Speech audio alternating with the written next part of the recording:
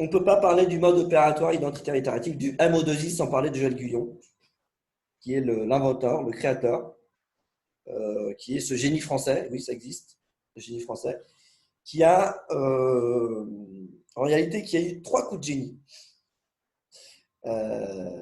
Trois coups de génie. Son premier coup de génie, c'est qu'il a réussi à voir ce que personne n'a vu. Alors, qu'est-ce que ça veut dire? Il a réussi à voir que tous les éléments qui constituent en réalité le mode opératoire, c'est-à-dire l'excellence d'action d'un être humain, ont déjà été abordés par un certain nombre de disciplines qui s'intéressent notamment à ce qu'on peut appeler la modélisation des processus d'action. Donc, il y a un certain nombre de disciplines qui se sont intéressées à quoi? À comment peut-on modéliser un processus d'action.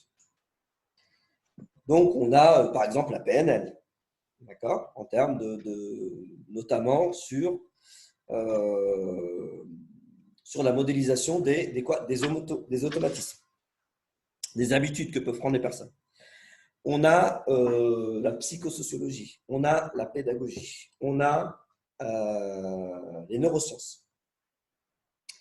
Et quand on regarde ces différentes disciplines, chacun s'est intéressé à un élément du mode opératoire, mais personne n'a réussi à voir que tous ces éléments qui sont différents, en réalité, participent de l'action. Et ça, c'est le premier coup de génie de Joël Guyon, qui a réussi à voir qu'en réalité, tous ces éléments participaient de l'excellence d'action.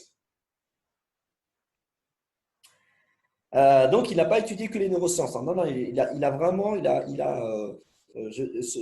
cet ouvrage qui est votre mode opératoire, identitaire et itératif, et je dirais la conclusion d'une quinzaine d'années de recherche dans différentes disciplines, dont les neurosciences est une discipline parmi toutes les disciplines dans lesquelles, effectivement, il a recherché ce qui lui est apparu de façon intuitive. Donc, il a d'abord intuitivement perçu quelque chose, et ensuite, par ses recherches dans les différentes disciplines, il est arrivé à proposer un modèle.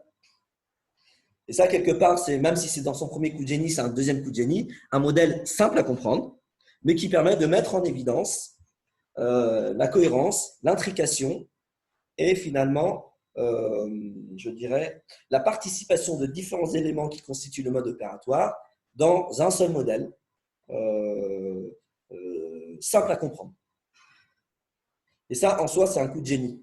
C'est-à-dire être capable de proposer un modèle simple à comprendre, mais extrêmement profond quant à ce qu'il signifie, quant à ce qu'il permet de comprendre, quant à ce qu'il indique.